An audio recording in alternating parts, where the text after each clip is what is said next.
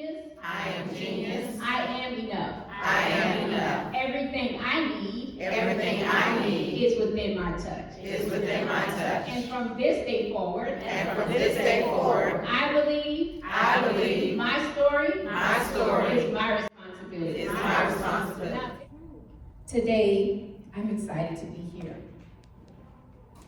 And I want to invite you to stand with me for a few minutes.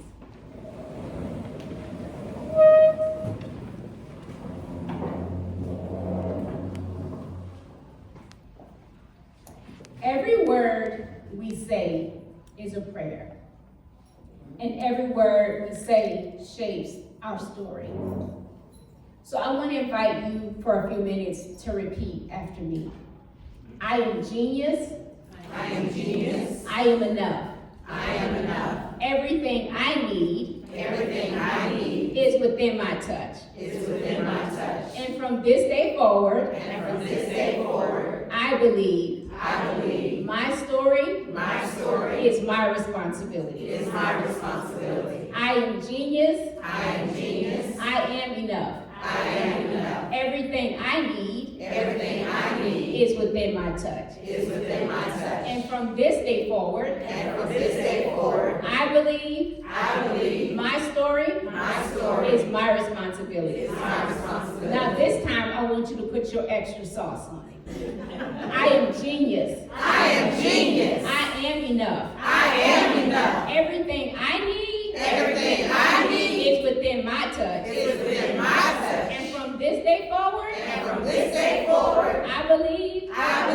My story. is my responsibility. my responsibility. Give yourselves a round of applause. You may be seated.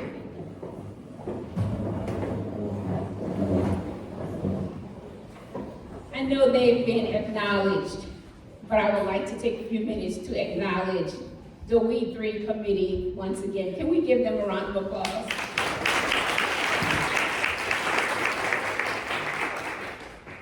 And to Cheryl,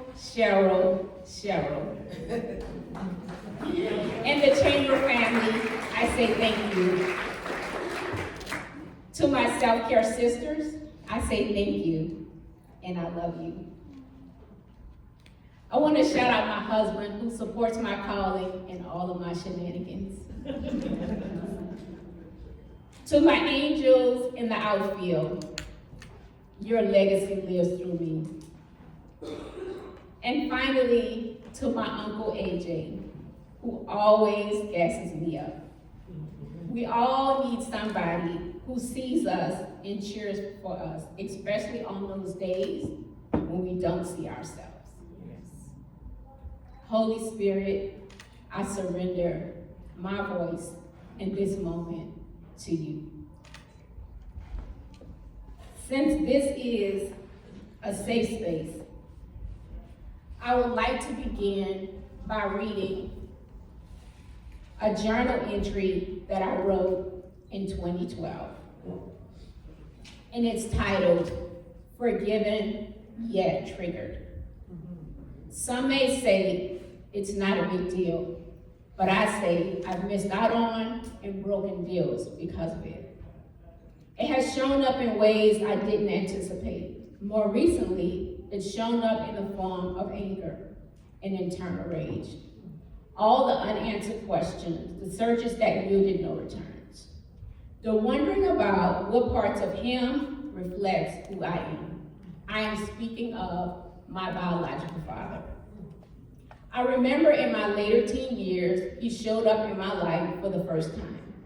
There he was, standing on our front porch, expecting entry. I don't know how or why, but I knew who he was. Before any attempt of an introduction, I refused to engage in conversation with him. My grandmother encouraged me to give him a chance, but my heart wasn't ready. I remember thinking I didn't need him now. I had my grandparents, plus where had he been? I felt abandoned and rejected. I had often wondered why I was the one without a dad. Whenever I would inquire, my grandmother's reply was, "Don't worry, I'm your mom and dad." You always will have what you need, and she made sure of that. I don't remember ever wanting something and not receiving it. I am forever grateful for her. Ever so often, the desire to understand the degree of separation would arise. Nothing could fill its space.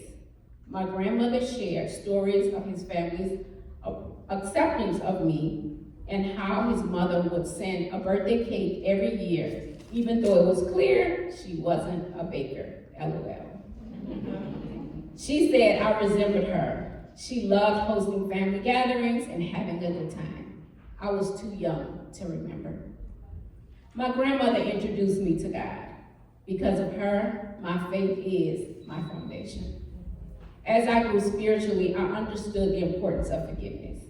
I remember talking to God about it in one of my college professors who I had begun to spend time with. She was good at challenging my thought process. I needed to forgive him, so I did. Even in my forgiveness, I see how his absence impacted me. I had moments of struggling with abandonment issues, commitment issues, and worthiness. But I fight the desire to blame or remain stuck in any of it. Because of my faith foundation, my upbringing, my education, and divine connections on my path, I had the tools to continue moving forward. An encounter with a minister challenged me, asking why I was feeling stuck, unsafe, and angry. I know this was him hearing from God. I was able to take a deep spiritual dive into what I was feeling, connecting the dots, leading me on the path to return to the soil where it all began. While sitting on the same front porch my father stood on, my uncle's words gave me the masculine affirming I didn't know I needed. His words powerfully cut the cord that would only permit me to step so far into my destiny. I could even hear my father say, even though I wasn't there, it wasn't because of you. It was because of me. You are worthy and you lack nothing. So with a sincere heart, I say to each of you, you are worthy and you lack nothing.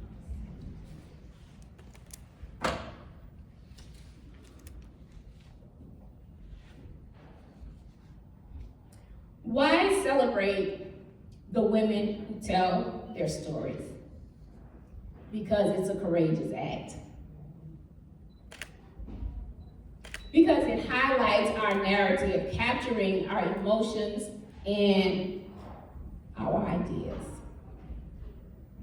Did you know that sharing your story contributes to your legacy?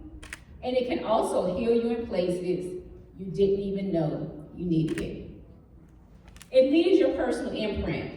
It can inspire you, educate you, and shape how others perceive and remember you over time. You get to control your narrative. Yes, we've made mistakes and we've changed our minds. We're women. We are the birthing place and we matter. We're here to nurture and lead, but we're also here to learn, grow, and succeed. What stories are you currently telling yourself about yourself that's stopping you from fully embracing all of who you are? Every story has a beginning, a middle, and an ending. What you believe, you create. Do you understand your power? I'm gonna ask that again. Do you understand your power? Yes. How many times have you talked yourself out of something because you didn't feel like you were ready or that you wasn't enough? I want to invite you to write a new book. How do you want to be seen moving forward? What do you want to be known for? When your name comes up, what will enter the minds of others? I want you to get in front of your narrative. Tell your truth. One of the traditions in my family was that we didn't go to kindergarten. We went straight to first grade because we were academically prepared. My cousin and I started school together. And halfway through the school year, somebody reported that my grade did not match my age. And so halfway through the year, I was removed from first grade and I was placed in the kindergarten class where I would spend the remainder of the year.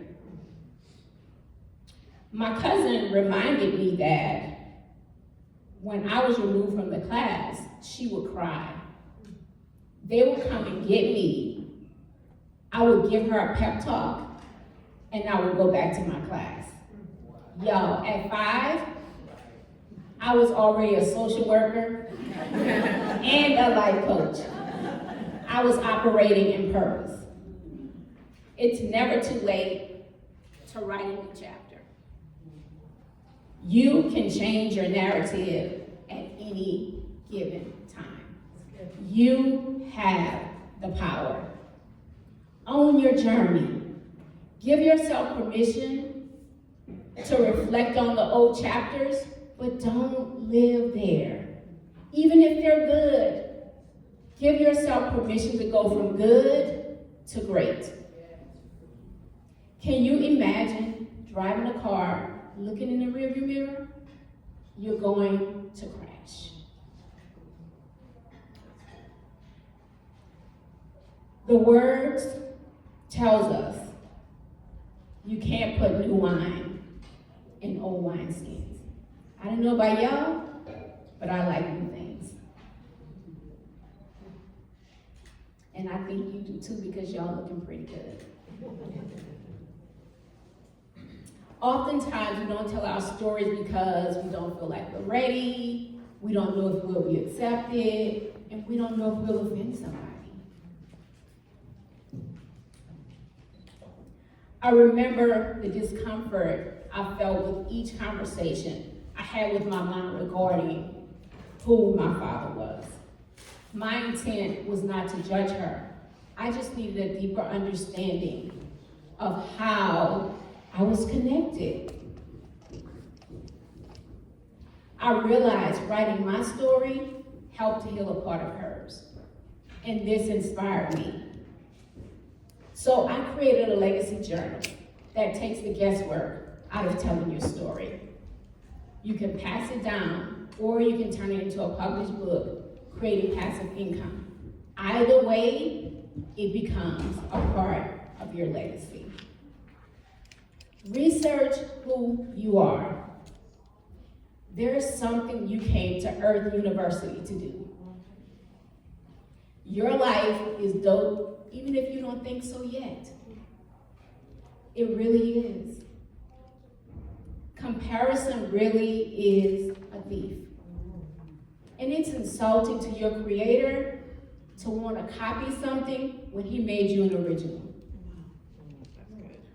Your story matters.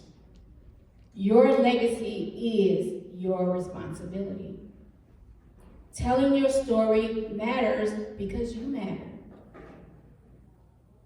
It's you providing insight, inspiration, and impact.